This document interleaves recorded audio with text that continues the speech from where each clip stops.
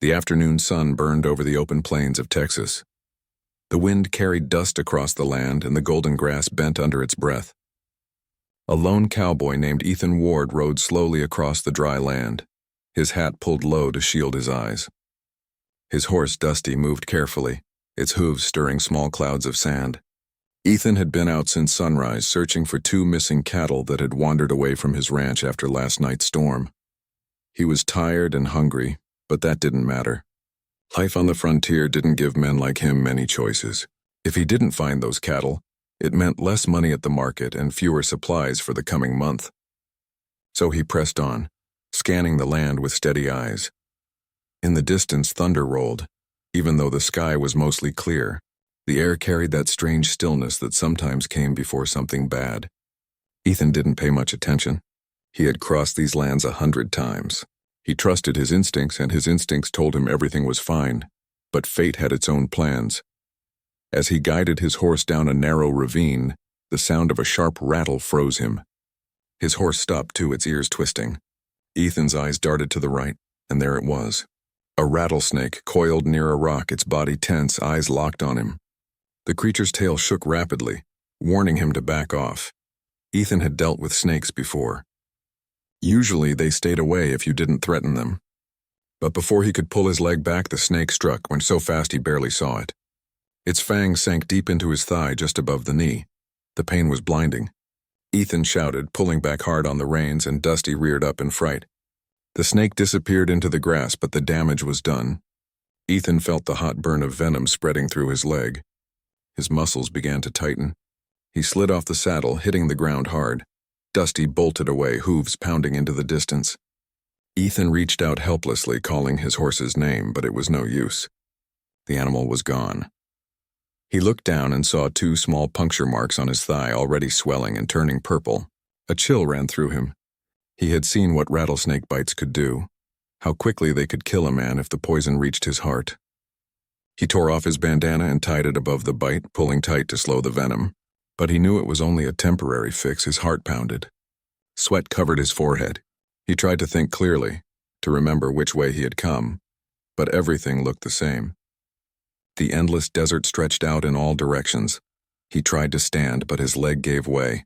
The pain was unbearable. The bite throbbed like fire under his skin. He dropped back down, breathing hard, his vision already blurring. The sun moved higher in the sky, cruel and merciless. Hours passed, though Ethan could no longer tell how many. The sound of cicadas filled the air, and the dry wind brushed over his face. He thought about his small ranch, the little cabin he had built with his own hands, and the promise he had made to his late father, to keep the family land alive. Not like this, he whispered weakly. Not out here. His body grew heavy, and he felt the world slipping away. The sky above turned into a white blur. He thought of his mother's old Bible, sitting by the window at home. He thought of his horse running free.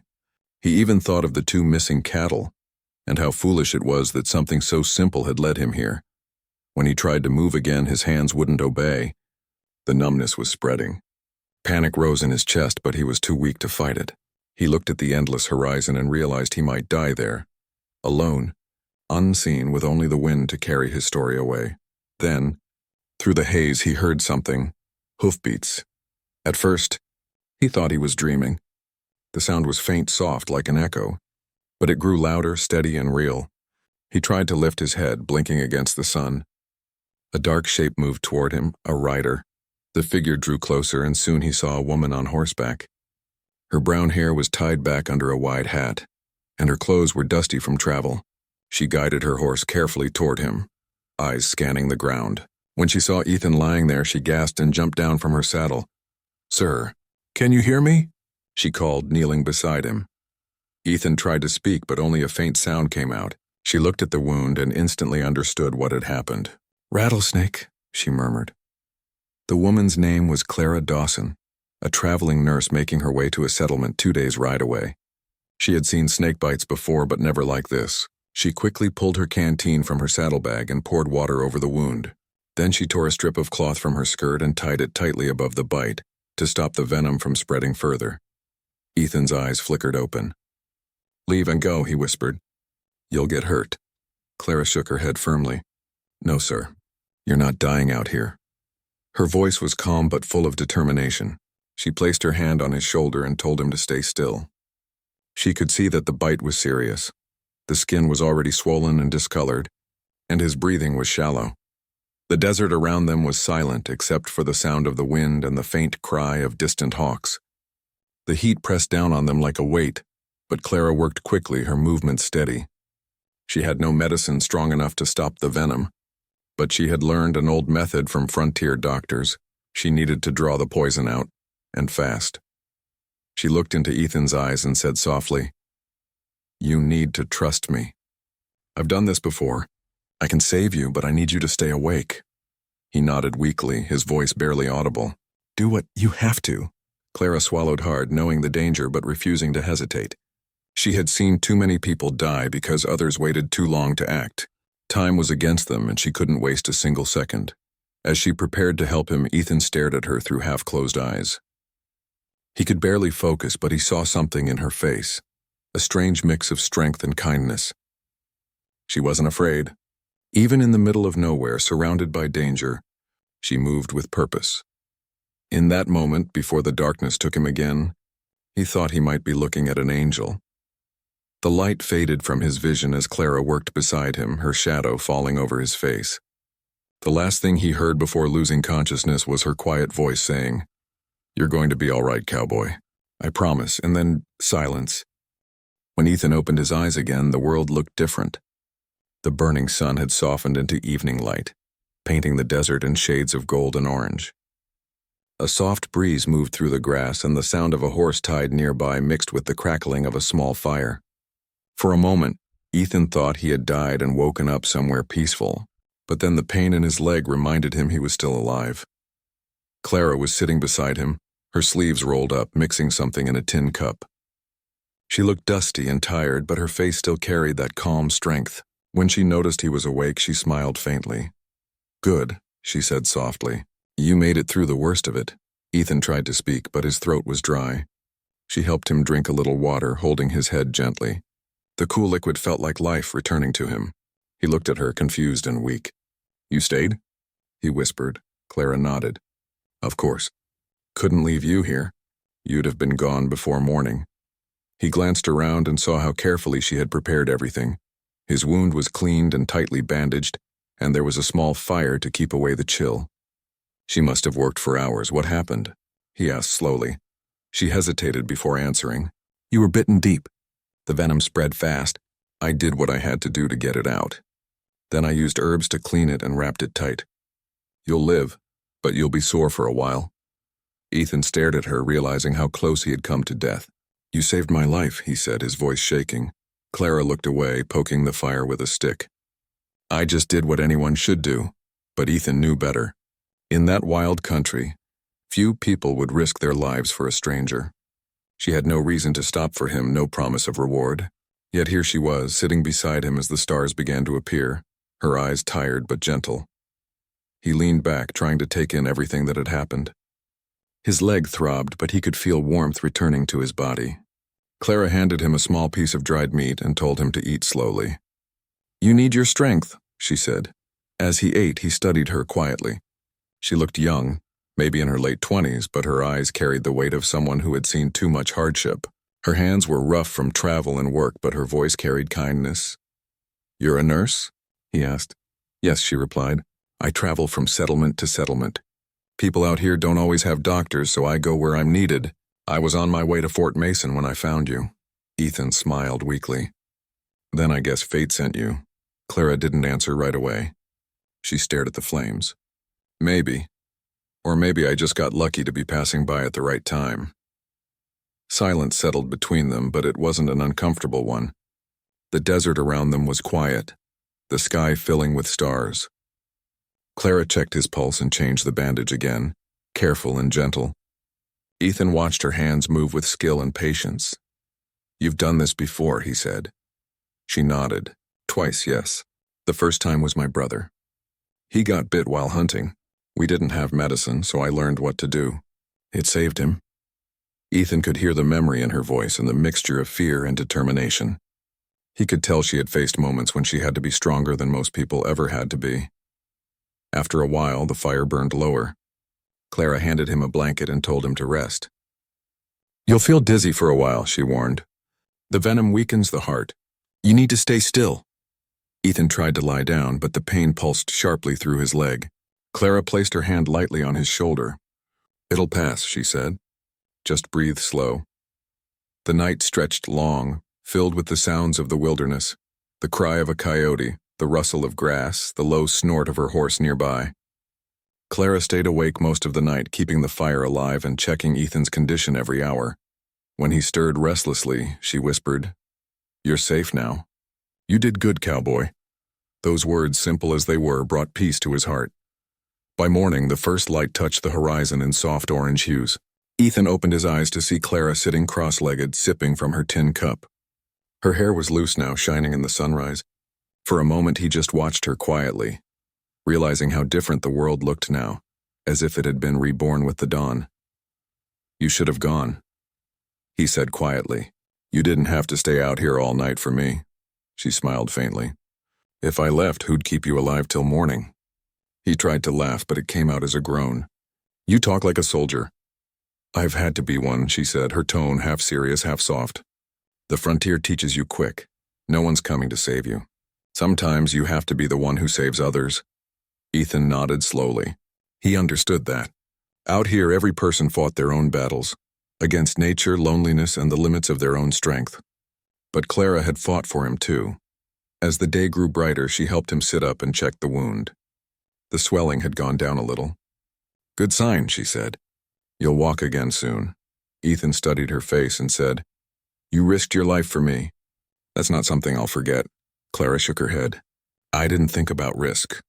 I just saw a man dying. I couldn't ride past." There was something powerful in the simplicity of her words. Ethan could see that she wasn't trying to be heroic. It was just who she was. They spent the next few hours quietly, eating a small breakfast and sharing stories. Ethan told her about his ranch, about losing most of his cattle in the drought and how he kept going even when things seemed hopeless. Clara listened with soft eyes, nodding every now and then. When he asked about her, she said she had lost her parents to illness years ago and decided to help others so that fewer people had to face the same fate. "Out here," she said, "kindness can mean the difference between life and death. That's reason enough for me." The wind picked up, carrying the smell of sagebrush. The land looked endless in every direction, empty yet alive.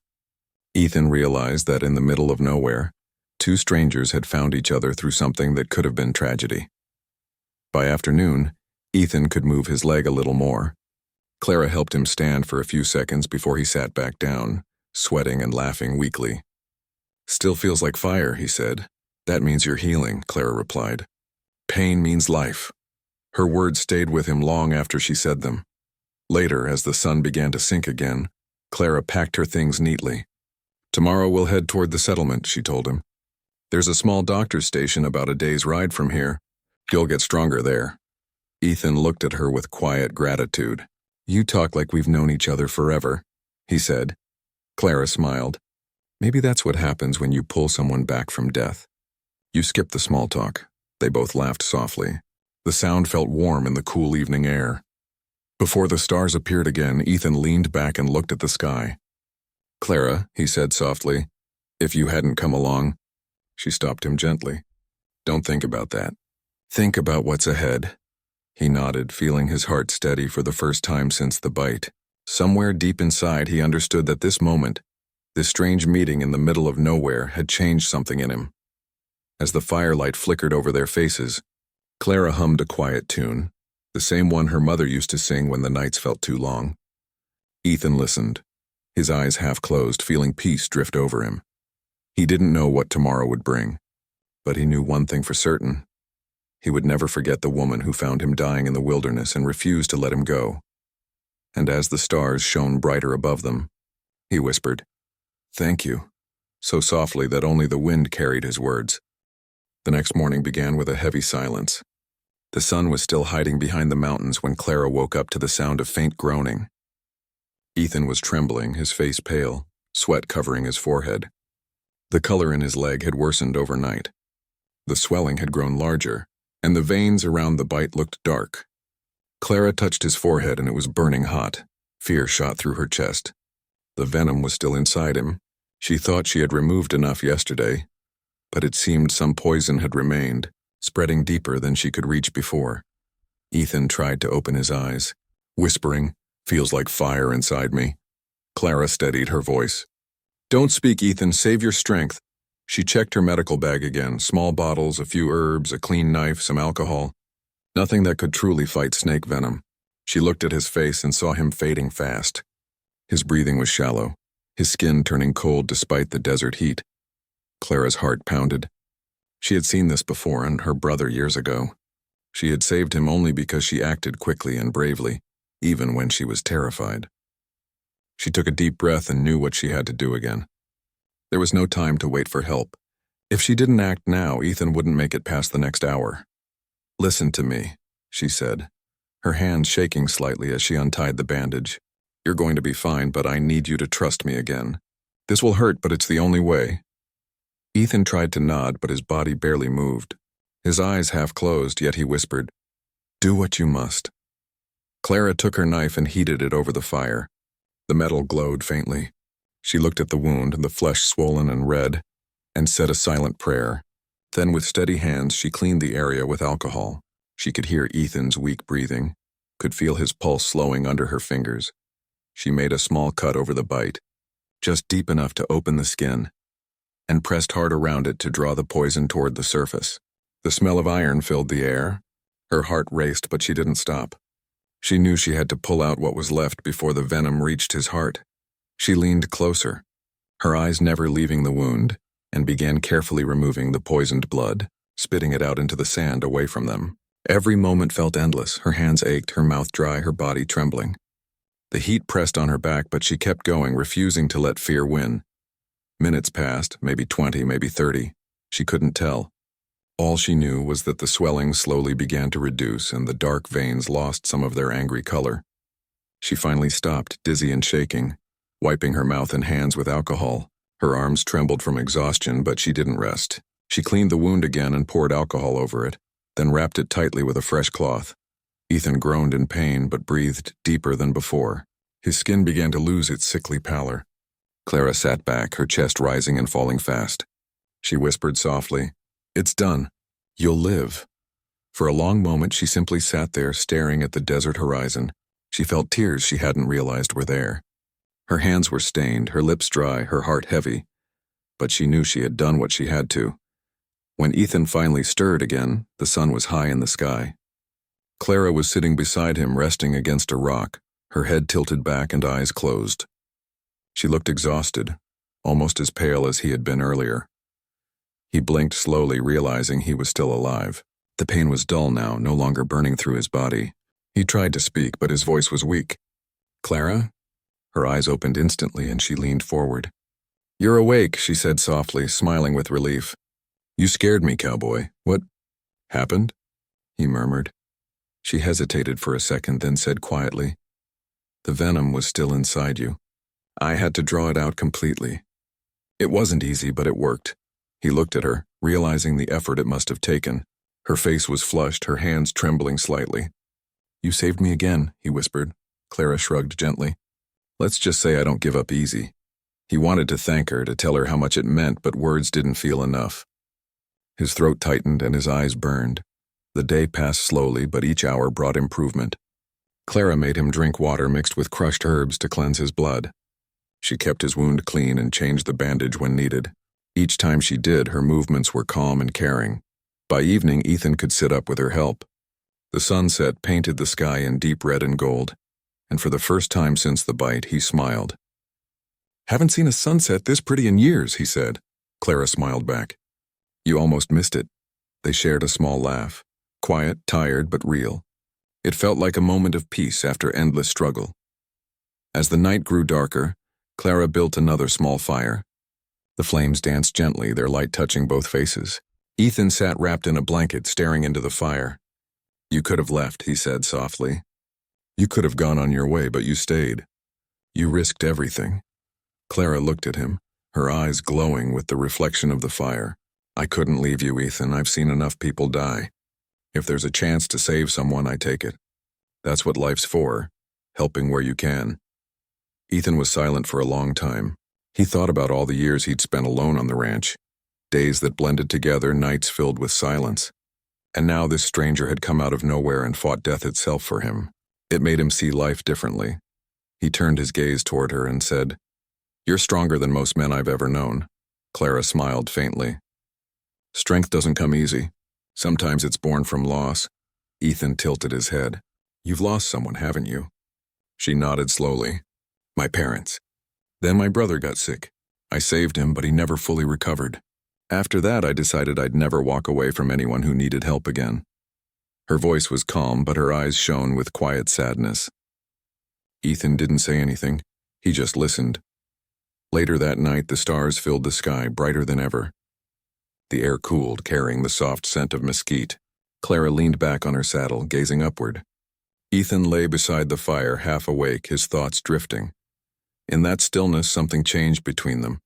Not in words, not in touch, but in spirit. Two souls who had been strangers only a day ago now shared a bond forged through courage, pain, and survival. Ethan broke the silence softly. "You saved my life twice. I don't know how to thank you." Clara's voice was gentle. "You don't need to. Just promise me one thing. When you go back to your life, don't waste it. Do something good with the days you've been given." Her words sank deep into him. He nodded slowly. "I will. I promise." The fire crackled between them. Clara's eyelids grew heavy, and soon she drifted to sleep under the stars. Ethan stayed awake, watching the flames and thinking about everything that had happened. The pain in his leg was dull now, almost comforting, a reminder that he was still alive. He looked at Clara, sleeping peacefully, and felt a strange warmth in his heart. Not the kind that comes from romance or desire, but from deep respect and gratitude. The kind a man feels when he realizes he's met someone rare, someone good.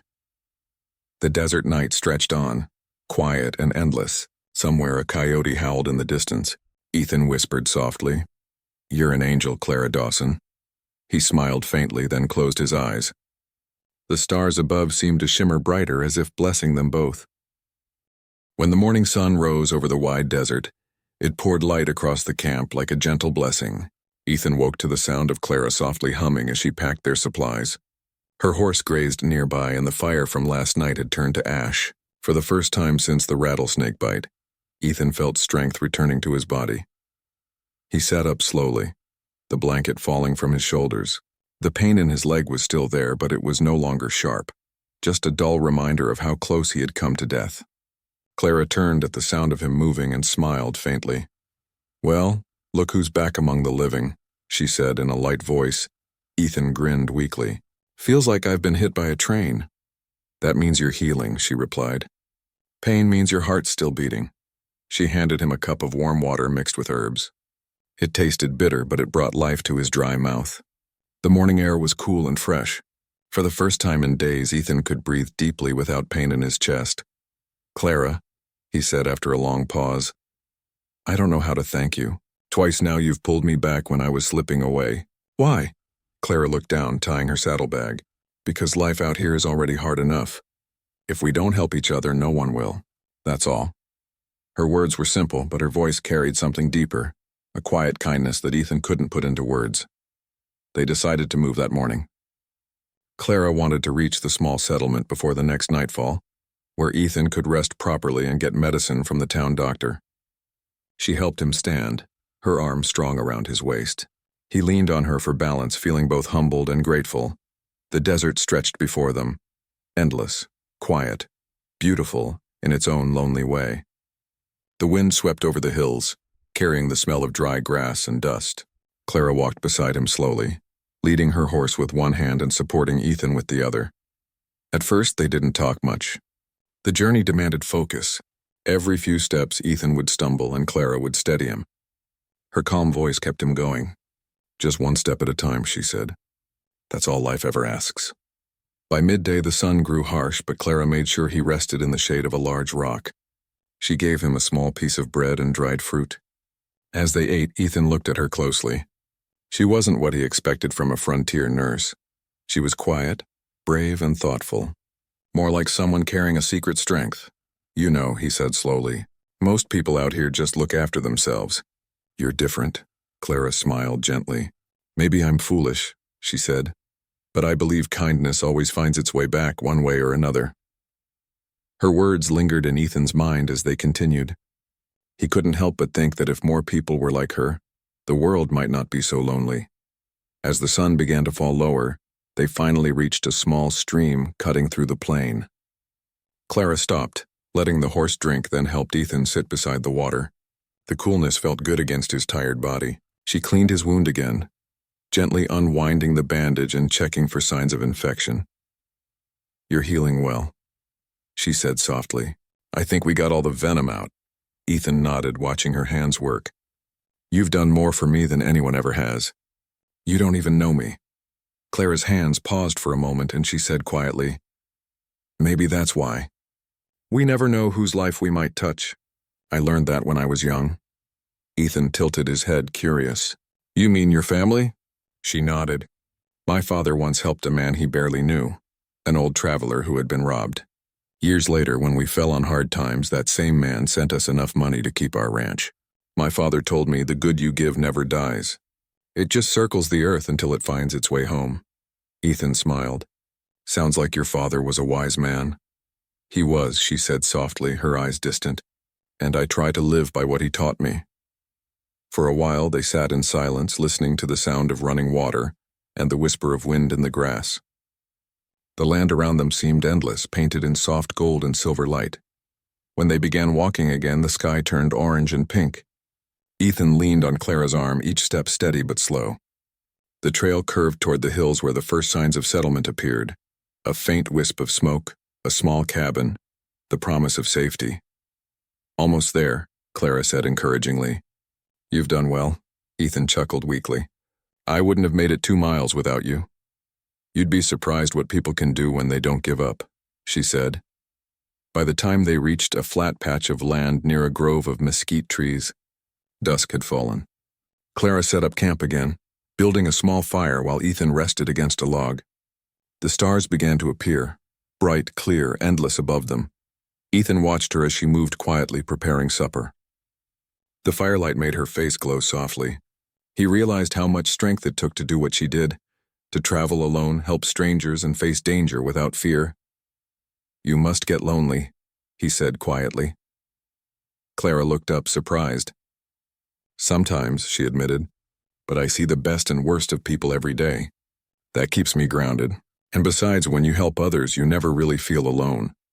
Ethan nodded slowly, thinking about his own life. For years, his ranch had been his whole world: cattle, fences, and empty fields. He had never realized how isolated he had become.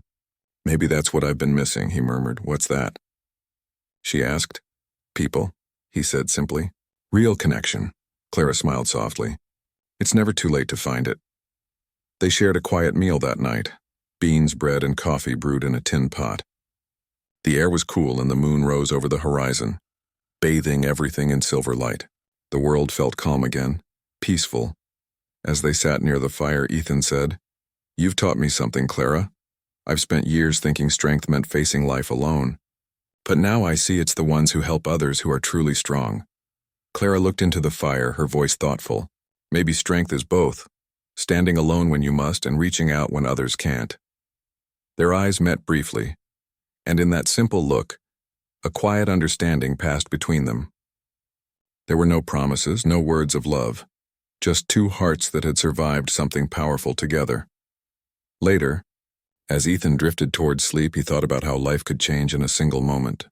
One snake bite, one stranger, one act of courage. He realized that this woman had not only saved his life, but also reminded him what it meant to be alive. Before his eyes closed, he whispered, "Clara, thank you for staying." She looked at him gently and said, "Rest now. Tomorrow we'll reach the town." As the fire burned low and the stars shone above them, the wind carried a soft tune, Clara's quiet humming again, soothing and familiar. Ethan smiled in his sleep, feeling peace settle over him. That night the desert was still. But in that silence, 2 travelers and a wounded cowboy and a brave nurse had already changed each other's lives forever. And far across the land, under that vast sky, it felt as if the earth itself paused for a moment, honoring the rare and quiet courage that still lived in human hearts. The first light of morning broke gently over the hills, painting the sky in pale pink and gold. A thin layer of mist drifted across the open land. Ethan stirred awake, hearing the sound of birds calling from far away. His leg ached, but the pain was no longer sharp. It was the kind of pain that reminded him he was alive. Clara was already up, folding her blanket and packing her saddlebag. She moved quietly, careful not to wake him, but when she turned, she saw him watching her with a faint smile. "Morning," he said softly. "Morning," she replied with a warm smile. "How's the leg?" "Still sore, but I think it'll hold up," he said, shifting slightly. Clara nodded approvingly. "Good, that means you're strong enough for the final stretch. The town's just a few miles ahead. Maybe 2 hours if we take it slow." Ethan looked toward the horizon where a thin line of smoke rose into the sky. It was faint but steady, the sign of life, of people, of safety. He had never been so grateful to see civilization. Clara helped him stand, steadying him as he took his first few steps. The cool morning air felt fresh in his lungs. He leaned on her arm, and together they began walking toward the distant settlement. The landscape around them slowly changed, from dry plains to small patches of green. They passed a few grazing cattle and a wooden fence half buried in sand. As they walked, the wind carried the smell of smoke and bread baking somewhere far ahead. Ethan glanced at Clara. "Feels strange," he said. "Just a few days ago I thought I'd die out there. Now I'm walking again." Clara smiled gently. "That's life, Ethan. One day takes everything from you and the next gives it back." He nodded thoughtfully, his eyes on the rising sun. "You talk like someone who's lived 1,000 lives." She chuckled softly. "Maybe I've just seen too much in one." As the hours passed, they talked. About small things, old memories, and dreams they never told anyone. Clara spoke about her wish to open a small clinic someday, a place where people could find help without having to travel miles through danger. Ethan listened with quiet admiration. "If anyone can do that," he said, "it's you." When the town finally came into view, it looked like something out of a dream. A few wooden buildings stood near a small river, smoke rising from chimneys. Horses moved lazily near the stables, and a wagon rolled down the dusty road. It wasn't much, but to Ethan it looked like heaven. They reached the edge of town just before noon. People stopped and stared at the sight, a dusty nurse helping a limping cowboy who looked like he'd survived a war. Clara waved off the attention, leading him straight to the doctor's cabin near the well. An old man with silver hair came out, wiping his hands on a cloth. "Good Lord, Clara Dawson," he exclaimed. "I thought you were still up north. What happened here?" "Snakebite," she said calmly. "He's recovering, but I want you to check him." The doctor nodded and helped Ethan inside. The small clinic smelled of herbs and alcohol. Wooden shelves held jars of medicine, and sunlight filtered through a curtain, giving the room a peaceful glow. Clara stood nearby as the doctor examined the wound. "Well," the old man said after a while, "you did fine work, Clara. Real fine. The swelling's down, no infection. Another few days of rest and this man will be back in the saddle." Ethan smiled faintly. "I'll owe you both for that." Clara shook her head. "You don't owe anyone. Just take care of yourself." The doctor brought food and tea, insisting they rest for the afternoon. Ethan sat by the window watching people move outside. Children running, a man chopping wood, a woman hanging laundry. It all felt peaceful, ordinary, and precious. After the doctor left them alone, Ethan turned to Clara. "So this is where our road ends?" Clara looked at him quietly for a moment before nodding. "Yes, I'll be moving on after today. There are folks south of here who need help." Ethan felt a strange heaviness in his chest. "You never stop, do you?" She smiled softly. "Not while there's work to do." He was silent for a while, then said, "Clara, I want you to know something. When that snake bit me, I thought that was the end. I wasn't afraid of dying, I just felt empty. I thought no one would even know I was gone. But then you came, and you changed that." Her eyes softened, but she said nothing. Ethan went on, his voice low. "You reminded me that there's still good in this world.